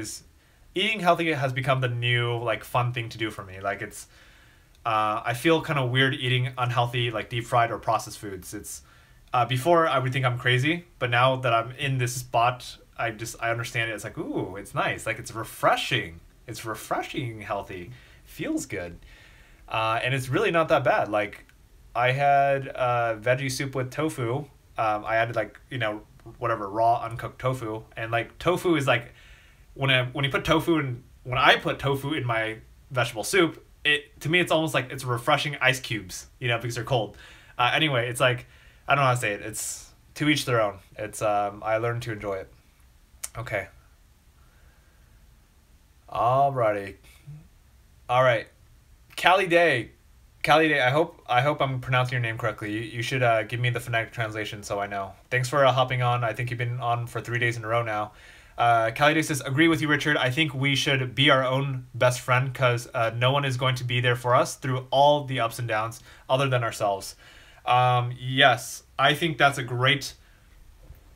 great. I love the idea of like taking ownership of yourself and just being happy and like, hold on, I'm going to read that. You went a level deeper than I would have. I think we should be best friends with ourselves because no one else is going to be there for us through all our ups and downs. So I like this phrase because you are that's responsibility. That's like, you know what? I'm not depending on anyone else. When I'm feeling down, I got to bring myself back up. I love this because it's total responsibility. What I will say, which I'm sure you know this already, Callie, what I'll say is that people, there may be people who are in our lives for a lifetime. That's funny. I just thought about her phrase. People are in our lives for a reason, a season, or a lifetime. I'm sure you might have heard that one before. And so I think building a village around us, they say it takes a village to raise a kid. So it takes a village for us to kind of grow and push ourselves and stuff like that. So at first, I think having that responsibility mindset of being okay with being ourselves is such a powerful thing to do. It's a great place to start, and I think that's a great foundation. Take responsibility for everything. The next level I would say is even if you feel like you get to be strong and all that stuff, and you also get to find your support network. Find friends, find that that partner, whatever it is, to support you through your journey, because there will be times where times get really tough, and that support is going to help you a lot. Yes, but thank you for that. I love that total responsibility mindset. That's how you do it. All right. Okay. Bovek says, yeah, I don't like the victim mentality either. Len says, that is a perfect analogy, the poop cookie. Tanya says, I have a question. So I had an episode today where I was completely aware that my life is so much better than so many other people's lives, but yet I get overwhelming periods, waves of sadness. How do I get myself to not get angry myself for having these moments, but also not slip into complaining? Hold on. Ooh, I like this. I want to read this one more time because I think there's like something deeper here. Okay, so I have a question. So I had an episode today where I was completely aware that my life is so much better than so many other people's lives, but yet I get overwhelming periods, waves of sadness. How do I get myself to not get angry myself for having these moments, but also not slip into complaining? Okay, so what I'm hearing you say, Tanya, is you acknowledge that your life is better than other people's. Like you are more fortunate, whatever that is. That could be financially, that could be you don't have a missing limb, you don't have cancer, like whatever it is. So you acknowledge that, but you feel sad, you feel bad because like in your mind you're like you feel sad, and then you're like why am I complaining? My life is good. Other people have worse than me. And then you start beating yourself up a little bit, and or you want to beat yourself up, and you're like, oh man, like this sucks. Like I don't know what to do. I feel really bad because I'm being a little B. Like I'm complaining so much, yet I shouldn't be complaining because people have their worse lives, you know, are less fortunate than I am. I think that's a very human, natural thing to go through. I go through that all the time, and more so in the past. More recently, I've just learned to embrace and be happy in the moment. And I think this is where gratitude is so important. It's self-awareness. It's Tanya, you're on the right track already. Like literally, if you feel bad for having a good life, but you're still complaining, feeling sad, things like that, that is perfectly normal. I think what is going to help you be more happy is continuing to work on gratitude, continuing to recognize, oh shoot, like I am grateful. I am privileged. I am privileged that I don't have all these, that I'm not homeless. I'm privileged that I have food. I'm privileged that I have a house to live in. And the more grateful you are, the more like, I don't know, it just naturally makes you happier. One thing I got to work on is stop beating around the bush and giving you all this information. I'm going to work on answering your questions directly and then giving information. So please forgive me for that. Like literally that's one thing I'm going to work on so I don't keep talking too much. Okay. Let's see. So how do you get yourself to not be angry for having these moments? And how do you get yourself to not being angry for feeling sad when you have so much? Tanya, so to answer this question, so you got a lot going on, but you feel sad.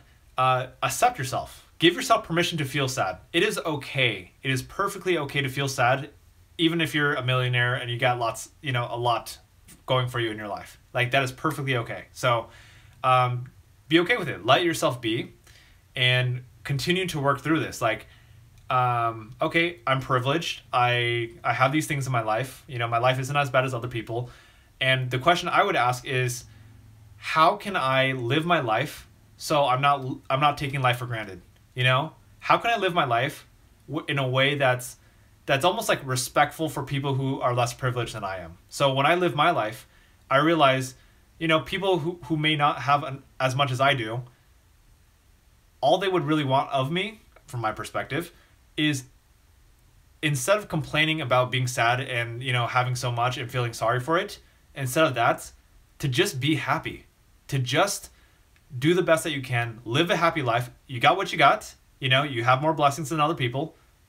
Appreciate what you got and just be as happy as you can, please. You know, on behalf of, you know, I don't want to say the less privileged person, like just be happy for me, please. That's what I would want for other people. You know, if people are whatever, if they're millionaires, they got more money than I do, my wish is that they just live happy and that they do their best to give and pay it forward or help other people out. So that's my interpretation. And this leads me to give you a question, which is, Tanya, how would you want someone who is more fortunate than you to act?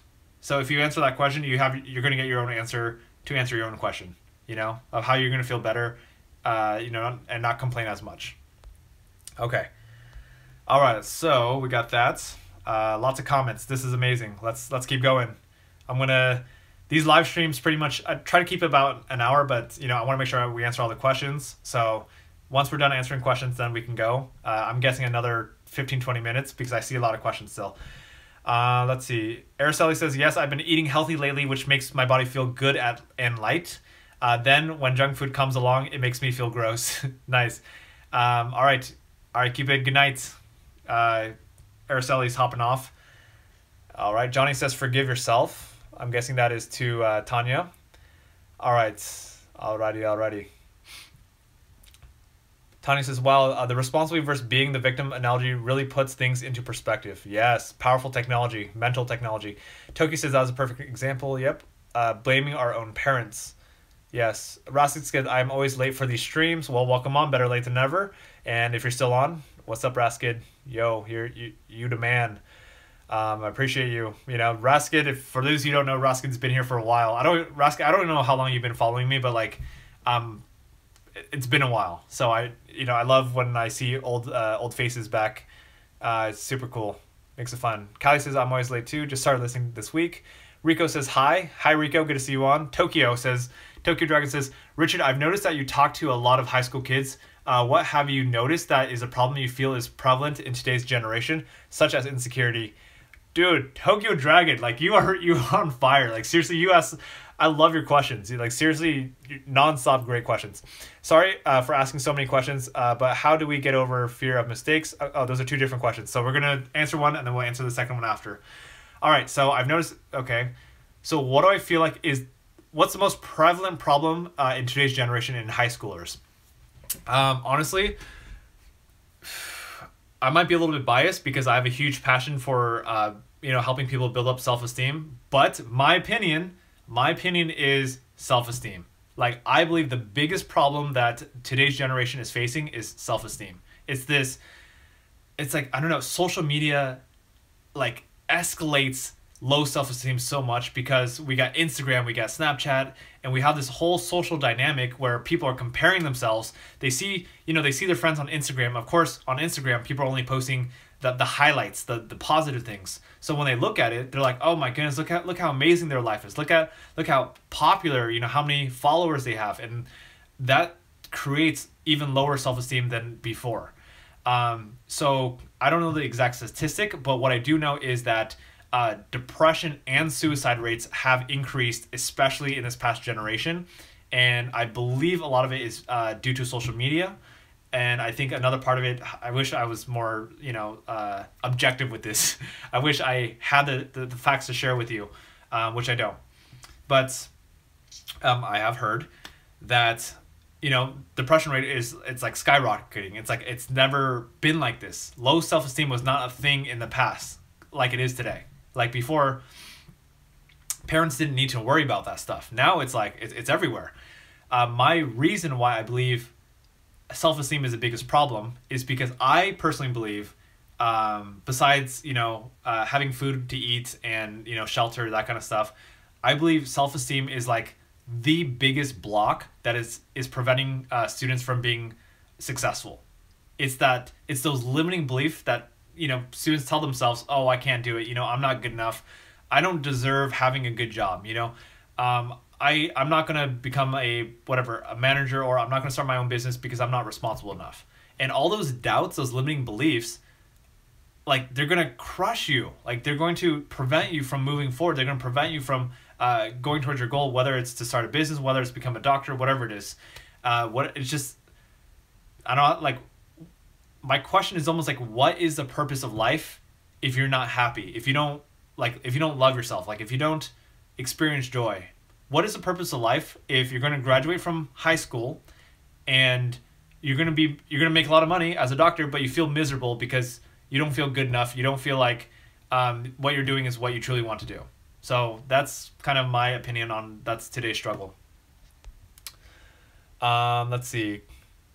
Tanya says, I notice that I'm much happier when I stay off social media. Oh, by the way, if I kind of have a weird system for reading comments. So what I do is I of course think mentally all the comments in order. But if I see a comment pop up right away as I'm talking, I assume that's on this current conversation. So on an off chance, I might look at it and then read it if I notice it's relevant to this conversation in this moment. Does that make sense?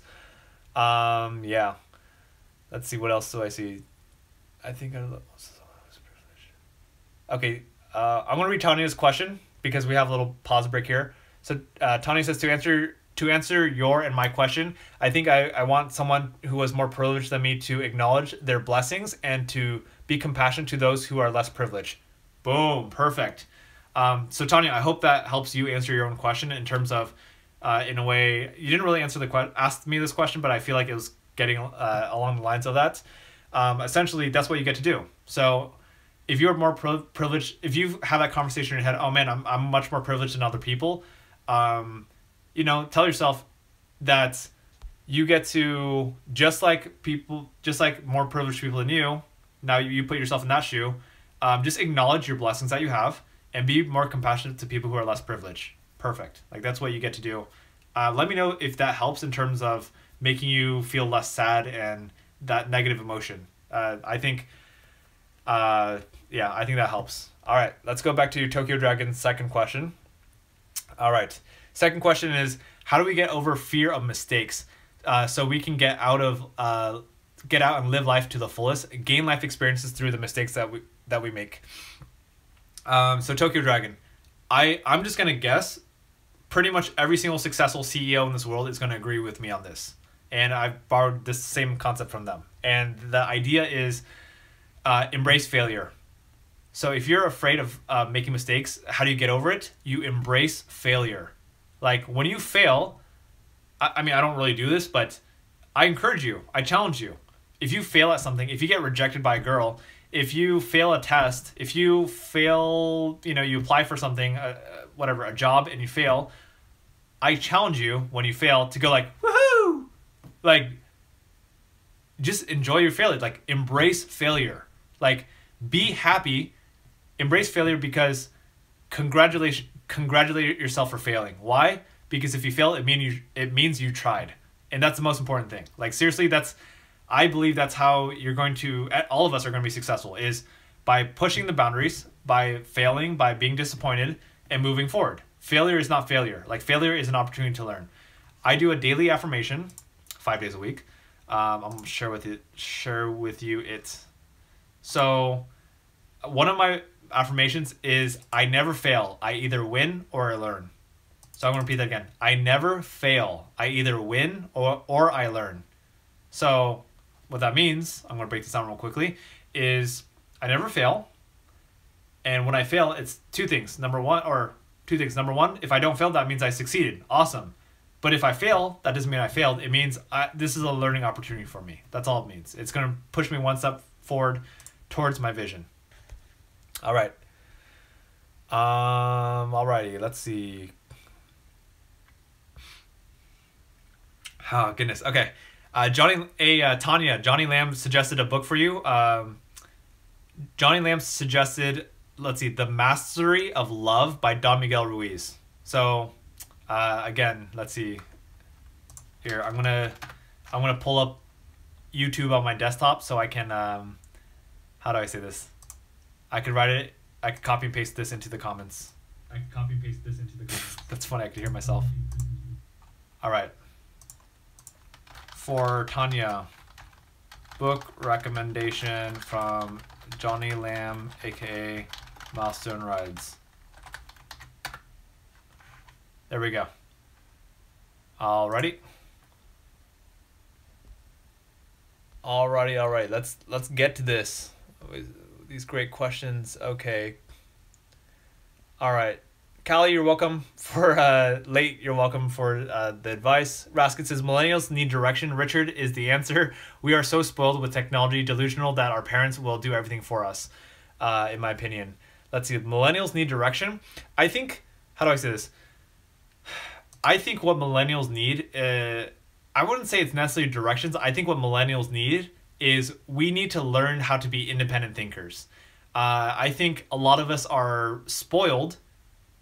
I'm going to speak for myself. Me being the youngest, I was very much spoiled. Not all of us are spoiled, but I'm very spoiled. And my mom took care of me. Like, she spoiled me. She paved the way for me. She told me what I need to do. And I think a lot of millennials, what we get to do is we get to be more independent. Stop leaning on our parents. Stop leaning on our siblings to pave the way for us. And start understanding, how do we make our own decisions? How do we take care of our own finances? How do we do this? I think that is a really important thing. How do we, save up for college, whatever it is. So I think that's another challenge that we as millennials get to work through. Raskin, thanks for that. Raskin says, including myself, obviously, I am not perfect. I'm not a perfect snowflake. I love it. Okay, Rico Salas says, I stopped by just to let you know this night was not as I wanted it to go with my friends. Total fail. Rico, I don't know if you're still on. First of all, thanks again for always hopping on. Rico's been here for quite a while, pretty much every single day. And what else do I want to say? Again, total fail equals, I'm learning this in this moment, not perfect, but failure is not failure. Failure is just, woohoo! It's an opportunity to learn and grow from it. All right, Tanya says, to answer your question, my questions, already answered that one. Cool. Tokyo Dragon says, awesome. Raskin says, why is it so human to act unlike who you truly are? Like putting on a alter ego to fit in with the rest. Inside you feel tied down to these feelings. Does that make sense? 100 billion %, Raskin. So the question is, why is it so hard to act? Why is it so human to act unlike who you truly are. So why do we put on this mask, this alter ego? Really, like, this is a very straightforward answer. We put on a mask because we're afraid of being judged. We're afraid of being rejected. So we put on a mask in front of people because we want to be accepted by people. Because if we weren't accepted, well, then we get rejected, or we get judged. So that's why we put on a mask, because we want to fit in. Unfortunately, a lot of our society is like that. We live in this culture where we're all wearing masks, where we all want to be fit, we all want to fit in, we all want to be popular, all want to be accepted. So that's why we wear the mask. So yes, and how I want to answer. What's the counter to that? Like, what do we do? How do we stop wearing this mask? That's not like, we're being our alter ego. We're not being our true selves. This is where the word vulnerability comes into play. By the way, if you think vulnerability is a negative word, I disagree with it. I love the word vulnerability. I think vulnerability is like one of the most sexy words in the whole entire dictionary. What I mean by this is, like, vulnerability to me is so important. I think it's so important that we are being our true selves, that we're expressing ourselves, that we are being real. Why? Because vulnerability to me is being human. It's expressing our human emotions, which honestly not everyone is accepting to, but that's why, don't hang around toxic people. Hang out with people who are going to support you. Hang out with people who love you for who you truly are. That's it. Like, I live my life trying to be as authentic and vulnerable as possible, to share you everything about my life, my details, because I want to share with you who I truly am, my imperfections, and I believe that's the best way I can serve you and I can serve this world, is just by being real, talking about my insecurities, talking about the uncomfortable stuff. So vulnerability to me is key. And if people don't like your, there's a couple thoughts on here. As a high school student, vulnerability is really tough because everyone is super judgmental for the most part. There's two things. Number one is if you have a group of friends and you are the one who chooses, my group of friends, let's say your group of friends makes a lot of immature gay jokes, like, oh, you're gay, whatever, like stuff like that. And something about being gay is not being accepted still in this context. Let's say you're the one who kind of steps in and you're like, you know what? I don't appreciate, I'm not gay myself, or maybe you are, it doesn't matter. I'm not gay, but I don't appreciate, I don't think we should be using these gay jokes. Like I think that's offensive. I think that's not cool. There are people who are gay, and I believe that they should have their own rights to whoever they like, if that's what you agree. I'm just giving you an example. Or maybe let's just say hypothetically that you are gay and you got your group of guy friends who make a bunch of gay jokes. The mask is pretending you're not gay, pretending that everything's okay. You laugh along with, like, yeah, gay people, blah blah blah. Like, that's wearing a mask. Taking off the mask, being vulnerable, is like, yo, hey people, I know I haven't said much about this, and this might be a little uncomfortable, but I just want to let you know I don't appreciate the gay jokes, because guess what? I'm actually gay. I just want to let you know that, because y'all are really good friends with me, and I just, I want to have a better relationship with you, and that's all. And when you're that leader in your group of friends who steps up and stands up for what you believe in, what's going to happen is your friends will respect you more. Or if they're not in alignment with you and they just want to keep digging around, then maybe they're not the right friends for you. But if they respected you as a friend, they'd be like, oh shoot, like, I can't believe that he had the courage to tell openly that he's gay. And then in that point, they're like, oh shoot, well, then you create a space for all your friends to be more open. And then they start sharing things like, oh shoot, yo, I know I didn't tell you guys this, but whatever, my parents are divorced, or I'm homeless, like whatever it is. The point is, when one person is vulnerable and they open up, other people will start opening up and being vulnerable, and you start building those real human connections, and you start taking off that mask. So yes, that's a long answer, but yes. Alrighty, Tokyo Dragon, love these streams, man. Thank you very much, and I love you. Like, seriously, I'm so grateful that you're on this. Like, you don't, I don't know if you understand. Like, your questions are so bomb. Like, I love them. And it's already been an hour and a half, and I'm still doing this. I love it. All right. Excuse me. Sorry, if you see me do this, it's like when I talk a lot, like there's like this mucus thing that builds up in the back of my throat and nose, like this weird area I can't even point to. It's like, oh. So it, like I gotta like adjust it or whatever, so it's not all annoying. Okay, so Tanya says, I know we are nearing the end, but related to the failure topic, I'm currently in college and I'm so scared that it will not pay off once I graduate. Like, I don't think I'll regret my experience and learning, but there was a lot of investment in my college financially. How can I not see that as a failure when so much money was involved? Vulnerable topic, but I have been burned so many times by friends who claim to be real friends, but ended up backstabbing me. But now I have a hard time opening up to new friends. Okay, so I see these are two different questions. Let's answer the first one. So Tanya's question is, let's see. So Tanya's question is, how do I not be afraid of what happens after college? Because Tanya is afraid that she's invested so much money into college and she's afraid that she's not going to get the return on investment back from it. There's a few things here. So Tanya, I'm going to be real. This is my opinion, but I want to be real. I'm not a big fan of college. I really am not. I speak to a lot of schools. They want me to tell about how people should go to college.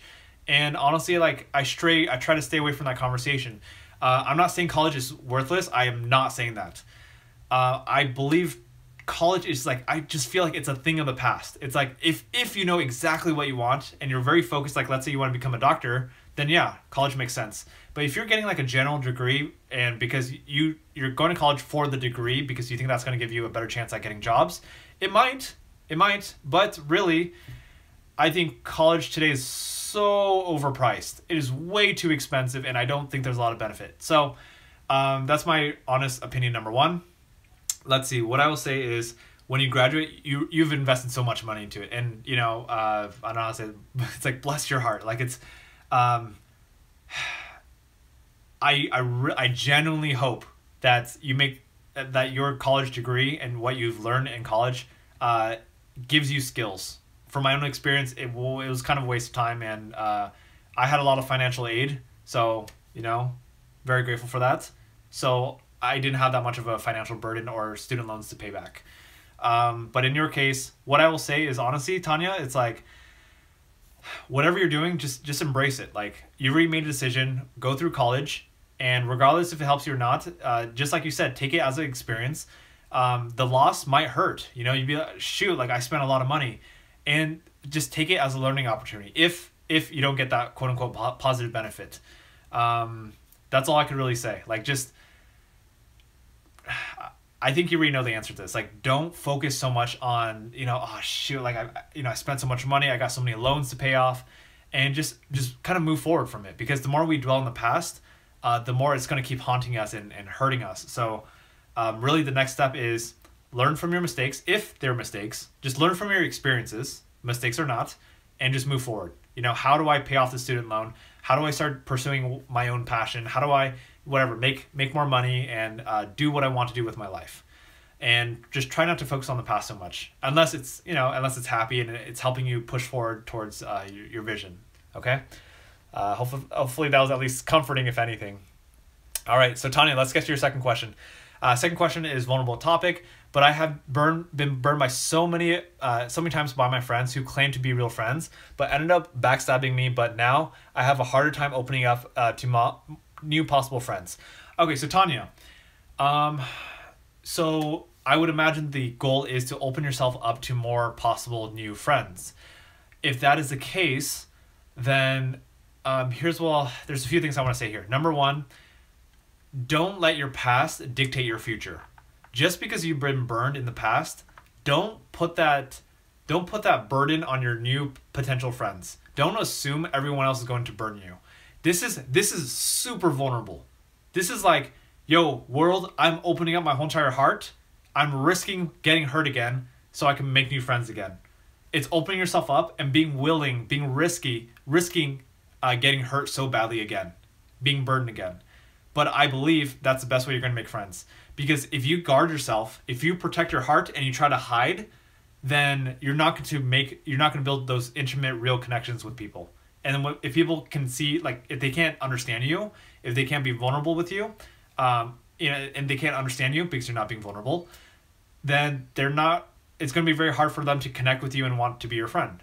So again, I know this is scary, but this is one of those, you can say possibly critical life moments where you make a decision. You're like, you know what?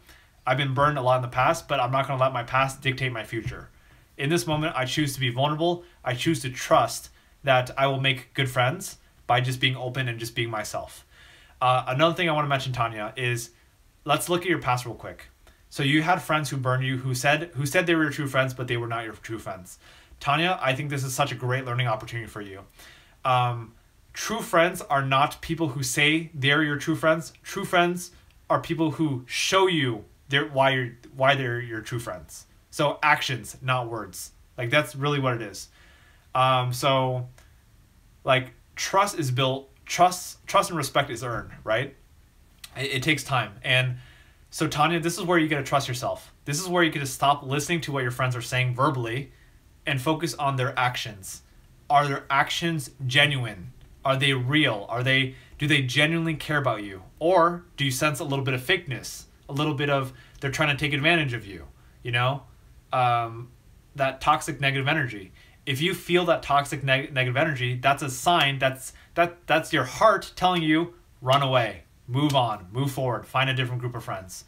So I believe if you trust your heart 100%, this is a practice. Trusting your heart is a practice.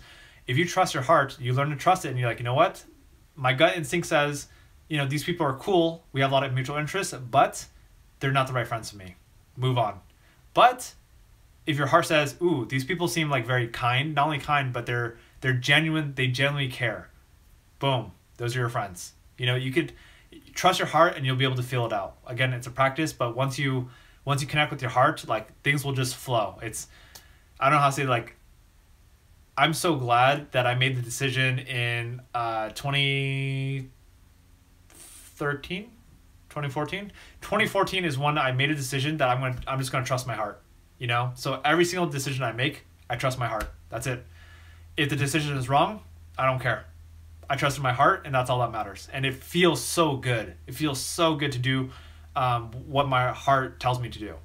Yes, there are moments where I screw up. There are moments where I don't trust my heart because I'm afraid, and then I regret not doing it because I'm like, oh man, I should have trusted my heart even if I failed, because I know my heart is always going to do the right thing. Let me give you a quick example here. Super quick. Let's see. Elisa, good to see you on. I'll read your comments, in order, so I'll get to your comment in just a second. So here's a really quick example of trusting my heart. I was going home today. I hung out with my friend today, and I was going home, and the line for the freeway to get onto the freeway was so long. It was a left turn, and there's a stoplight. It was so long. I'm like, what? Like, it is ridiculously long today. And I'm just like I'm not waiting in that line. So here's the left turn lane to go onto the freeway. And I'm like, you know what? I'm going to take my chances and just go forward. In my mind, I'm like, Richard, you don't get to cut other people. Like, that's screwed up. All these other people, like, these 30 cars have been waiting here. You don't get to cut in front of the line because that's the easy thing to do, right? So what I do, I got in front of the line. Like, I was about to go forward and make a U-turn and get onto the freeway, like the smart way or whatever, to cut this traffic. But in a civilized way that's not affecting other people. And in my mind, I'm like, okay, Richard, do the right thing. Don't cut people off. And in that little moment, this is the turn lane to get on the freeway. This is going straight. I'm in this lane. I'm like the first car, and the light turns green, and I had to make a quick decision in my mind. I said, I made a commitment not commitment, whatever, we'll call it commitment, that I wasn't going to cut people off. In that moment, I don't know how to say this. It was a little bit of the wrong decision, but it wasn't terrible either. So in my mind, I'm like, there's a lot of traffic going straight. It's going to take me another 10, 15 minutes to make a U-turn to get back onto the freeway. And that's just huge waste of my time.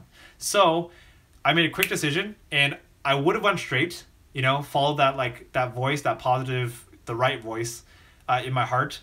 But I also noticed there was this little space, there's definitely a space in there where no car, like, I could have turned and it wouldn't have bothered anyone. It wouldn't have slowed the person down behind me. So I'm like, you know what? I see the opportunity, let's go. So I turned. It didn't affect anyone. So I was very grateful for that. Anyway, trust your heart. That's my point. It's like, go with your gut decision. If your gut says don't do it, then don't do it. If it feels right, then do it. And then self-evaluate. Did I do the right thing? So in my case, it's a little bit of a gray area. I feel like I didn't bother anyone else, you know? So that's okay. But at the same time, there's a part of me that feels like, you know, I should have still followed. So my point is, I'm not perfect either, but it's a practice. Okay, talking a lot. All right, Raskin. Raskin has a stream of questions here. All right, Raskin says, I think one of the most powerful skills I have ever learned is listening. Human connection is built off appreciating the words of another. 100%, I love it.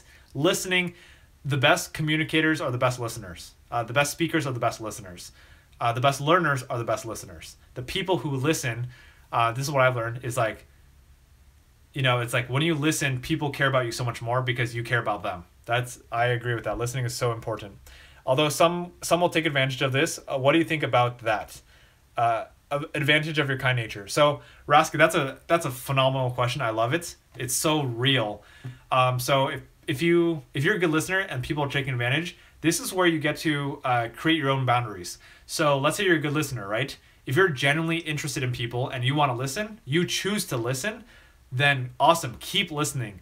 But the moment you notice that people are just talking, and they're not stopping, I believe this is the moment I feel like we get to respect ourselves. So this is that moment where you get to be like, you know what? Like, you get to excuse yourself, you know? And this is a little tricky of a situation. Sometimes, I get it. I don't like to hurt people's feelings too, you know? But sometimes if it's easier, whatever, I will excuse myself, like, hey, please excuse me, you know, whatever. I'm going to, you know, whatever. It was great talking to you.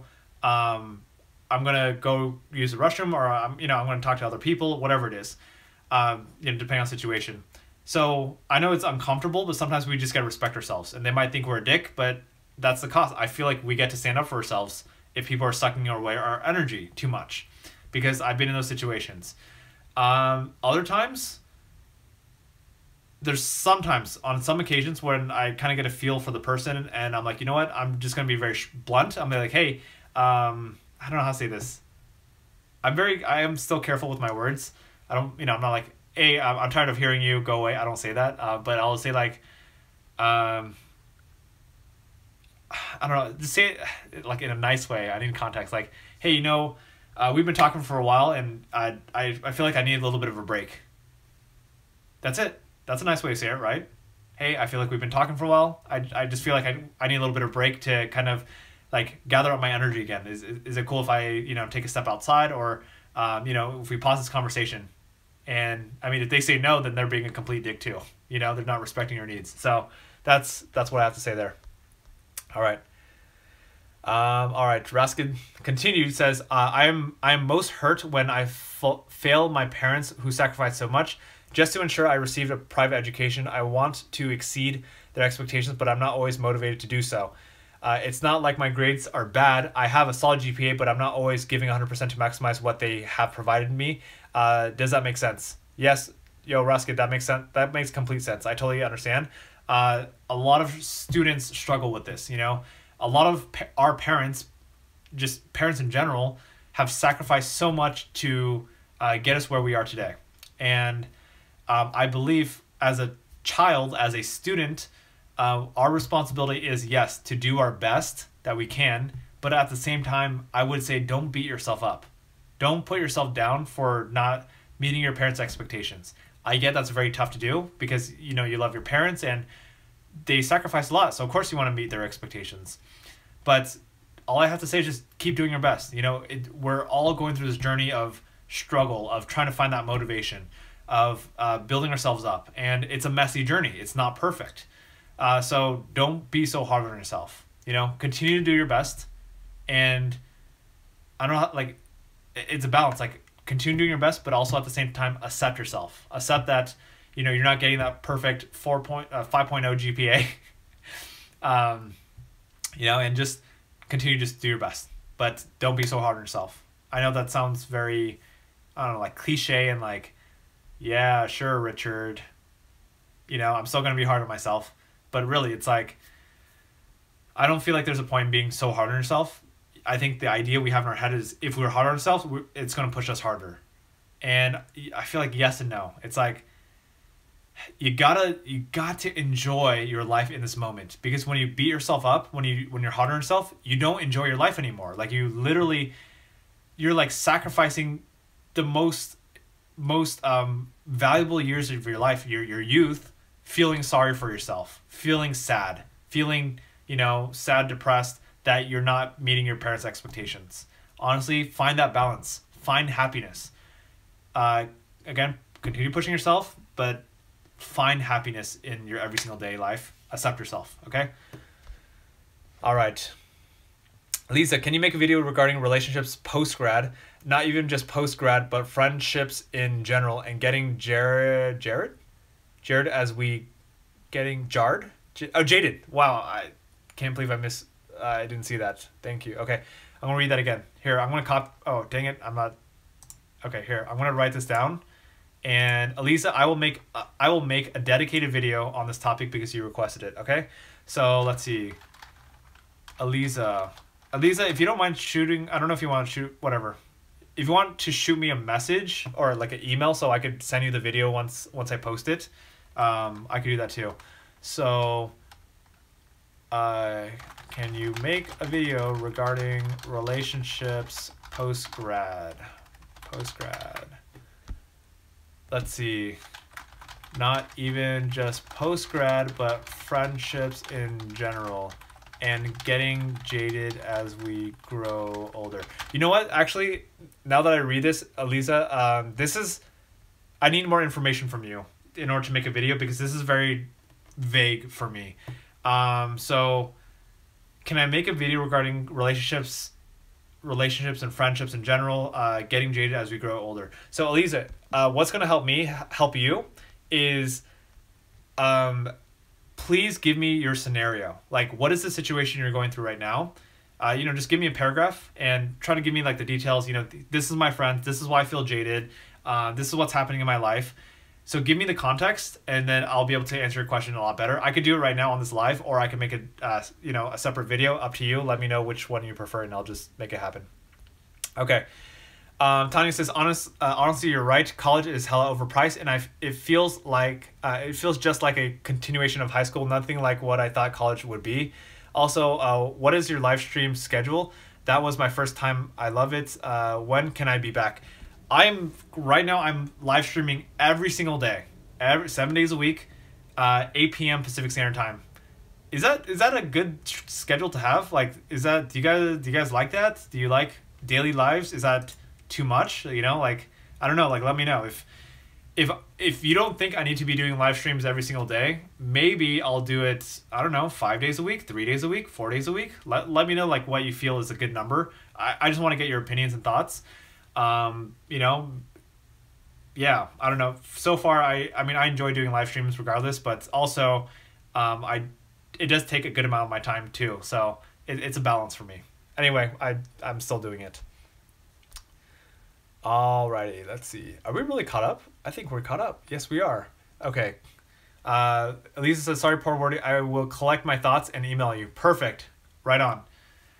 Raymond Walker says, on an intuitive level, how does one know if the person or people you're with are the right people? Ooh, that's a good question. I like that. So on an intuitive level, how do you know if the people you're with are the right people? It's a gut feeling. Like, Raymond, that's really what it is. It's straight up, it's just a gut feeling. This is how I judge as in like, judge in the sense of, is this the right thing to do? So I let my heart do the talking first. Not my head, not my thoughts, my heart. My heart is the one that combines both my thoughts and my feelings together, and it just knows what to do. So let's say I meet people, and on an intuitive level, it's like, I just feel, I'm like, ooh, like something like, how do I say this? Our subconscious mind is so powerful. We have so many neurons and stuff like that like it processes so much quicker than our conscious mind can process. So our unconscious mind, our heart, is going to already piece together all the information and give us a good judgment of, is this the right thing or not. So number one is trust the judgment. So it already made the decision for you. Step number two is I go through a little bit of a filter process. Like, okay, my assessment is, yes, these are good people. But let me double check that. Let me double check that my assessment is correct if it's an important decision. And I'll break down things like, I'll have more conversations with the people. Do I feel a good vibe from them? Not only do I feel a good vibe, but is there a piece of my heart? Is there a piece of that, like that intuition that tells me, there's something a little bit off? If you feel there's something a little bit off, mentally or by yourself, whatever, address and figure out what is that thing that you feel a little bit off by. So let me give you just like a hypothetical scenario. Let's say you're hanging out with people and like, ooh, these are really good people. But in your mind, like, ooh, something's a little bit off. I wonder what that is. Dig deeper. This is all awareness, self-awareness. Dig deeper and figure out, okay, what's that thing that feels a little bit off? To me, what feels off is, I'm giving you an example. What feels off is, you know what, I'm not too fond of their habits. I'm not too fond of the fact that they do drugs, or they're smoking weed all the time. That's just not my thing. But they're good people. So it's kind of like feeling it out. And honestly, your heart's going to tell you like which way to go. It's just trust it. I remember meeting people at like I met this person. It was funny. This is years ago. I was at a Taco Bell drive-thru, talking with the cashier, and he was part of this network marketing thing. And he's like, yo, Richard, come hang out with us. I'm like, we started talking about personal development and stuff like that. And I'm like, oh, that's cool. So I went to go hang out with them, like cool experience. And when I got there, I'm like, oh, cool. All these personal development people, network marketing. And I started hanging out with them. At first, I thought they were cool. I'm like, okay, I'm open. And the more I got to know them, I'm like, ooh, these are not my people. Like, they're into personal development, which I am too. However, I got this sense that I'm like, you know what is off is that, I don't know, they're very like salesy, like they're very scripted and they're still trying to figure things out. And it's not my crowd. There's other little underlying reasons, but I don't need to dig so deep because my mind already knows it's not the people I want to hang out with. So there we go. That's, I guess they're maybe more money focused, and for me, I'm more impact focused. So that's how my mind works. So yeah, Ray, let me know if that answers your question. I hope it does. If not, we can dig deeper. All right. Len says, so the next live stream is on tomorrow at the same time. Let's see. Let me check my calendar. Yes, it is usually every single day. Yes, tomorrow 8 p.m. Same exact time. That is correct. And then Tanya says, I believe so. 8 p.m. Pacific Standard Time every day from now. Yep, that's exactly right. Every single day. I do have, let's see, I'll be on tomorrow. I'll be done on the day after. But then after that, so we'll call it the Christmas break. On December 22nd, which is Friday, Saturday, Sunday, Monday, I probably will not be streaming. Probably. Because I have a lot of Christmas parties and things like that. So just giving you a heads up. But after that break, I will resume streaming every single day. Okay? Again, let me know. Like, do you like this every single day schedule? Is it worth it? Do you feel like it's worth it to do every single day? Or do you think I could do, 5 days a week? That's good enough. Like, let me know what your thoughts are. But for now, like, I'm pretty good. Like, I like this little challenge of pushing myself to do daily live streams. For those of you who don't know about my history, I used to do live streams just on Facebook. And last year, I did it for 220 days straight. Like, I did not miss a single day. It was every single day. And I don't know. It was just a thing I did. And before, I think my live streams used to be 30 to 45 minutes. And ever since I started doing them more recently, they have become an hour to now we're almost at the 2 hour mark. So I don't know. I'm having fun. In the future, when I get my schedule gets more busy, I'll probably have to, cut it down to an hour, or I don't know, maybe shorter, just depending. But for now, I'm enjoying this whole process. Okay. Raymond says, yes, you hit on the topic pretty well. Appreciate it. You're welcome. Thanks for the question. Like, this is a total win-win. I enjoy doing this. You're getting answers. Thank you for giving me this opportunity to just answer questions. Okay, cool. We are perfectly at a spot of like, we have answered all the questions. We've been on for almost 2 hours. The legend Leet 55 says you need more subs. I agree. I get to have more subscribers, but that's okay. Honestly, how do I say this? My subscriber counts are to me, it's a very interesting thing. So for my Facebook friends, FYI, I'm also streaming on YouTube right now, I love it because I get more questions and more interaction, which keeps the conversation going. So, don't feel left out. I love you all.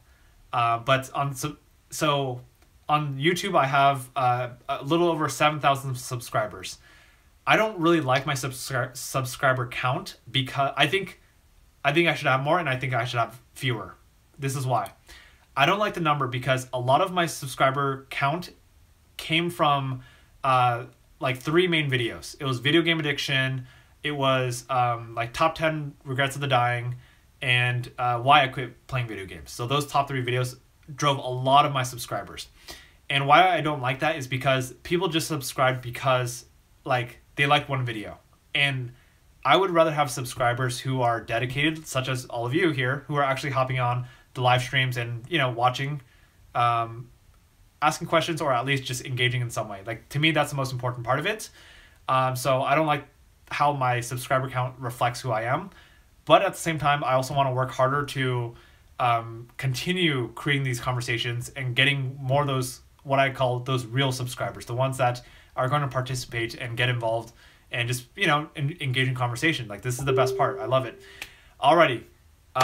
Faye, you're welcome. Thank you for saying thank you. Okay, so with that being said, we are at the 1 hour. What were we at? 1 hour and 56 minutes in. We're almost at the 2 hour mark, and so let's wrap up right now. Okay. Thank you so much, everyone, for your awesome questions. I don't know how to say it, like, I love these streams. Like, seriously, I feel like I could do this for the rest of my life. Like, this is. I wish I could get paid to do this. Like, this is amazing. I love it.